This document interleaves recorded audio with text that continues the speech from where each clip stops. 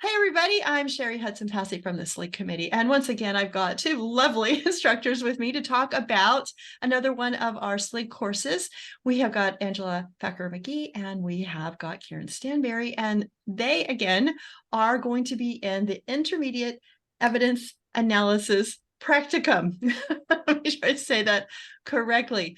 A wonderful, wonderful course, and they would like to talk to you about their plans for this coming up course and encourage you to take it. It's going to be wonderful. So let's start out with the question I always ask, and who is this course for? This course could be for any intermediate researcher, right? So some of them are a little bit intimidated by the Advanced Evidence Analysis Practicum, because in that course, we just dive in and we're testing people's skills. So we give them a case, a complex case from an instructor, and they have a week to work on it. And so those who were intimidated, we thought, let's take a little bit different approach. Instead of working totally on your own and you've got to work it out, we go step by step and do only 2 cases in the course instead of 5 in the 5 weeks. Advanced one does 5 different cases. The intermediate one, we're kind of teaching skills as we go along. So we introduce them to a case, and then we work together as a class to create a research plan, how we're going to approach this case. And the first one is a common case with men of the same name. And so once we get the research plan written, then they go home and do some work at home on the research. So they develop those skills of how to research and execute the plan. And then we come back the next week and see how far everybody got, what rabbit holes they chased, what was not effective methodology or strategy, and what was effective, right? So when we get to a certain point in the case, then we do the same thing again, create a new research plan, because there's a second level to the case. And so it's working through step by step. Karen, tell them about the other part we're doing as we go along, recording the research. So one of the things we've found that people struggle with is deciding what the next 2 best steps are to do. And so what we've developed in this course, because Angela and I are going to be in every session, and in the first case, she's the lead instructor on it, and I'm the class scribe. And so I put up a Word document, and I'm recording what the students do in their when they've executed the research plan. I'm abstracting the information, and I'm recording the analysis for every single record that they look at.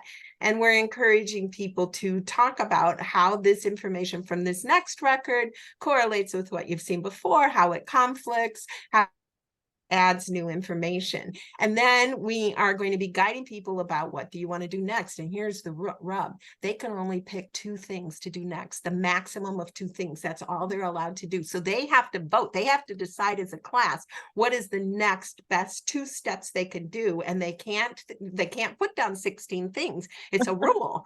and because that's designed to teach people that skill that so many of us get stuck on, efficient research planning. Yes. Really do stop and consider what you're learning from each record, and then adjust your research plan as you go along. So I'm recording all of that. So we're going to have a class research report that they're going to have at the end that they can read during the week and also add to it. And then then they'll have that as a reference when that case is over. And we then flip and do the same thing for the other case. And Angela's the scribe. And I'm leading the people through the questions about what are you going to do next? Really? You want to do that next? Explain to me why you want to do that next, right? And so then we go on and on and on until we get people, we think, very confident and they're going to dazzle us with their brilliance on how they know how to execute research plans and record the findings in writing. Oh, that sounds like so much fun. A great way to learn. I love that idea. So it's good for advanced researchers too. It's good for people who are struggling with how to do their research report for certification.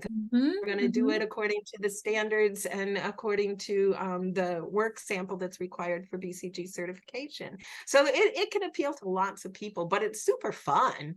And it's an engaging class, and people say they like it. It's especially good for those who are really looking for the structure, that you could go through. This is how we do the process. If they're looking for how to do the planning or the recording, And we do ask them, to do it our way in a report. We also talk about, this is not the only way to do it, but we're going to teach this skill, and then they can decide if they love it, right? If they want to go back to using a research log, if they're not used to doing any kind of recording. And so we had one student in the spring, because we taught this in the spring, that tested it when he went to the family history library and used our method on his own problem right in the middle of the course. And, he thought it was great.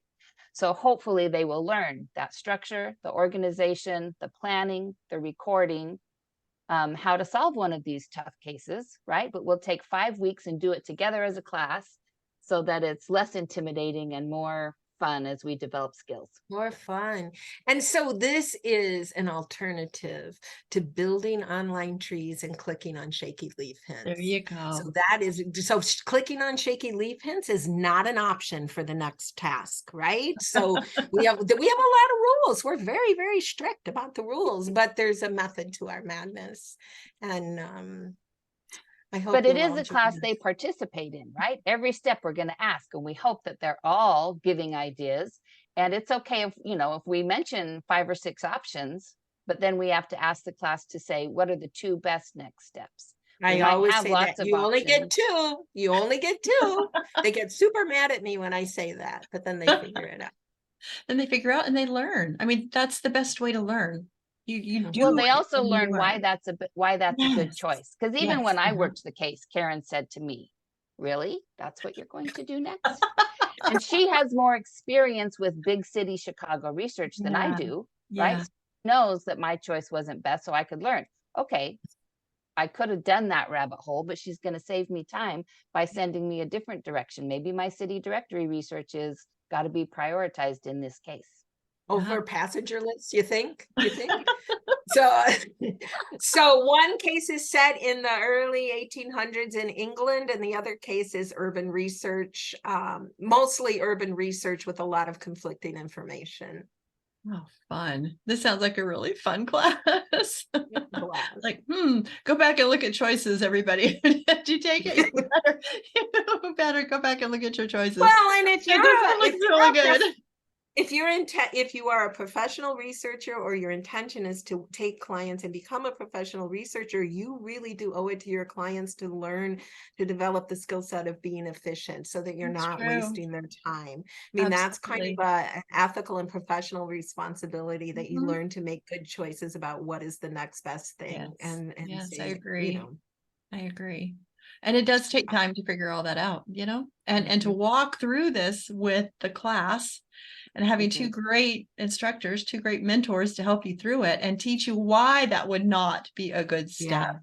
The logic, the reasoning behind why you choose what you choose to do is what I think makes this class really unique.